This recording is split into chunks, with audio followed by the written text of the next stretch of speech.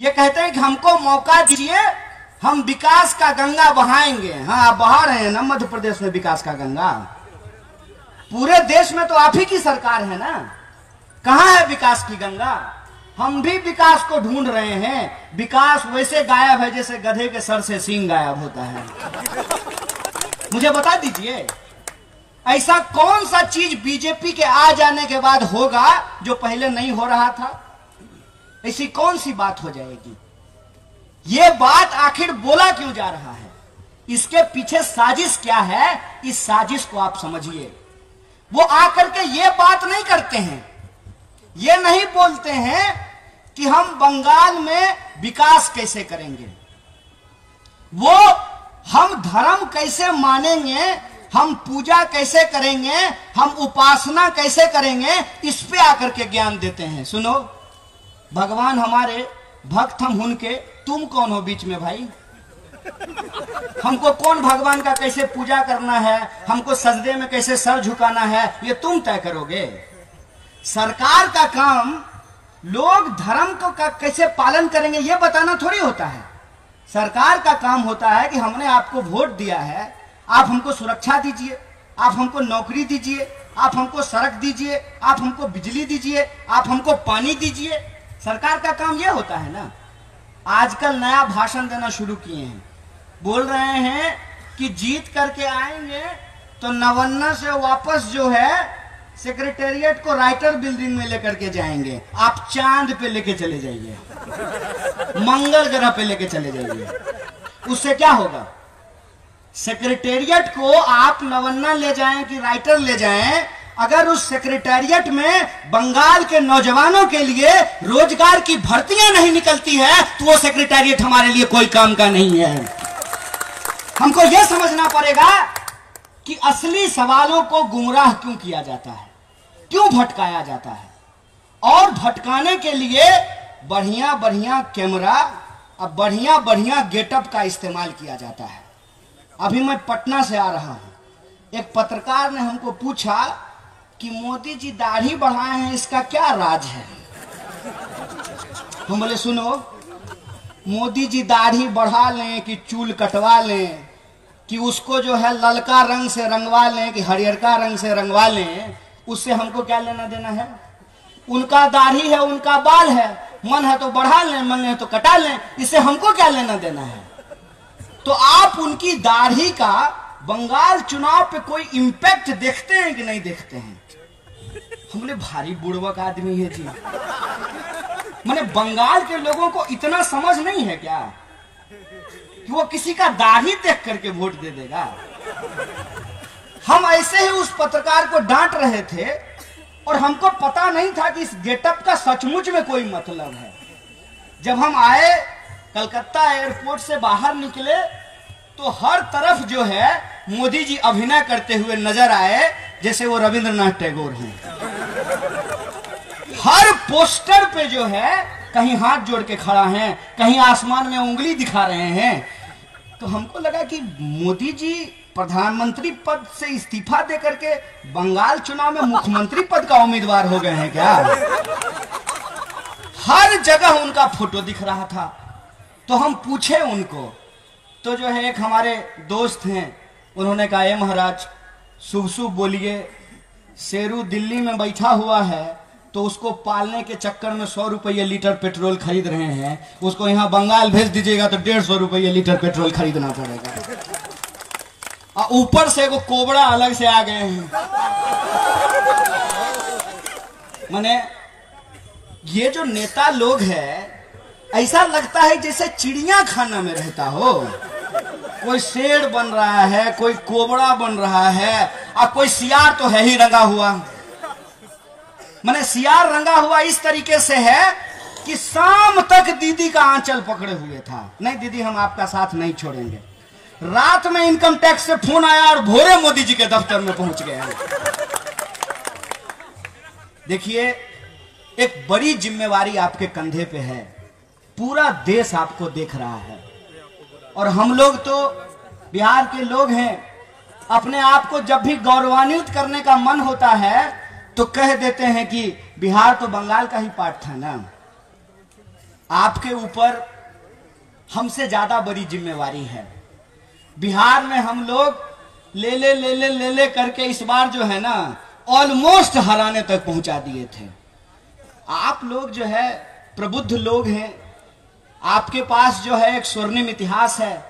हम उम्मीद करते हैं और हमारी तरह पूरा देश आपसे उम्मीद कर रहा है कि कुछ भी हो जाए, किसी भी सूरत में इस देश के भीतर लोगों को धर्म के नाम पर लड़ाने वाली शक्तियों को सत्ता में नहीं आने दिया जाए। ये संकल्प आप तमाम लोगों को लेना पड़ेगा। बोलिए, लेते हैं कि नहीं लेते हैं?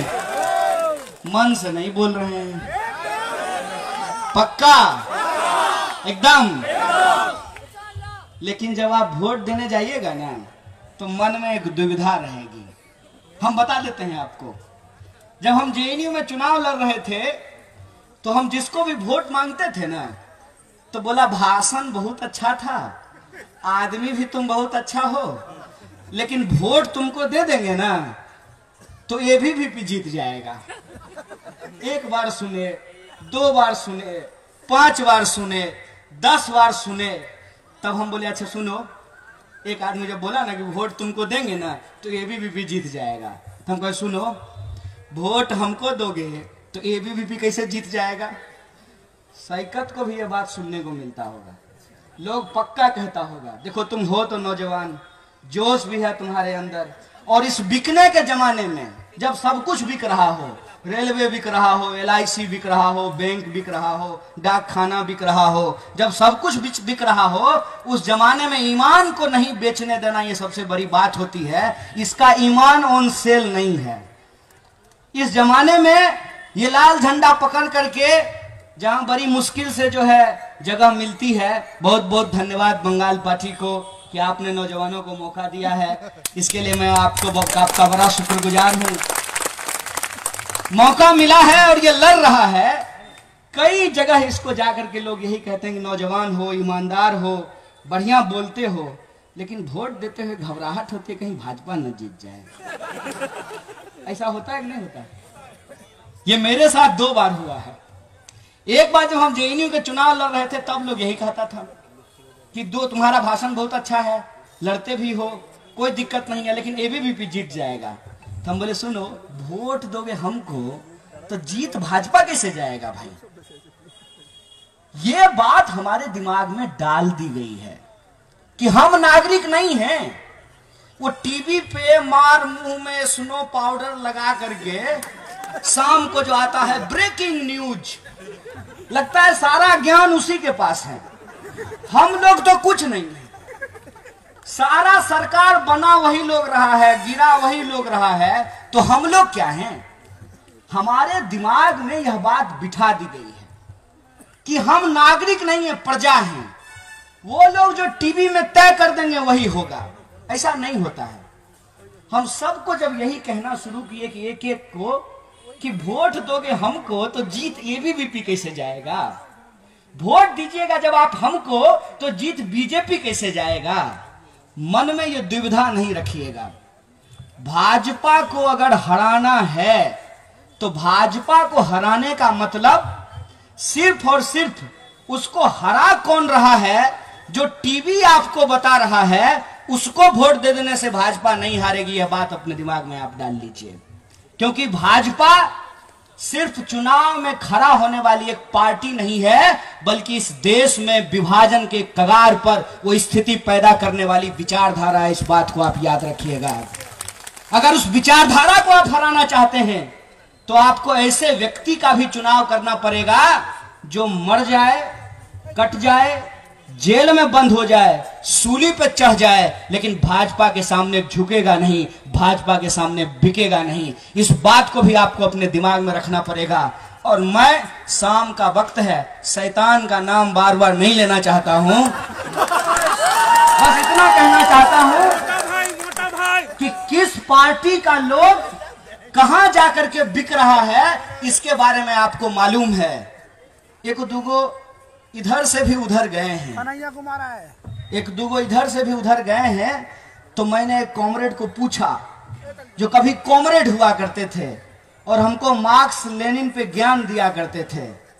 उसको हमने पूछा कि क्यों जी, ऐसा क्यों किए, तुमने अपनी विचारधारा और अपने ईमान से गद्दारी क्यों की? तो बोला टीएमसी को शिक्षा देना चाहते थे। बांग्ला में शिक्षा देना ही बोलते हैं ना, सबक सिखाने को। बोला टीएमसी को शिक्षा देना चाहते थे। हम बोले बड़ा कमाल बात है, टीएमसी को शिक्षा देने के लिए तुम बीजेपी में चले गए, लेफ्ट में रहते हम दोनों को बढ़िया से शिक्षा दे देते। जो लोग इस लड़ाई को छोड़ करके भागते हैं, वैसे लोगों के समर्थन में मैं आपके बीच बात रखने के लिए नहीं आया हूं। मैं वैसे लोगों के समर्थन में आपके बीच में बात रखने के लिए आया हूं कि हमारी लड़ाई चुनाव तक सीमित नहीं है। हमारी लड़ाई इस देश को अशफाकुल्लाह खान और राम प्रसाद बिस्मिल के सपनों का भारत बनाने का लड़ाई है, इस बात को याद रखिएगा। हमारी लड़ाई राम के नाम पर नाथूराम की जो ये सत्ता स्थापित करते हैं, उनके खिलाफ खुद ही राम बोस का देश बनाने का लड़ाई है, इस बात को आप याद रखिएगा।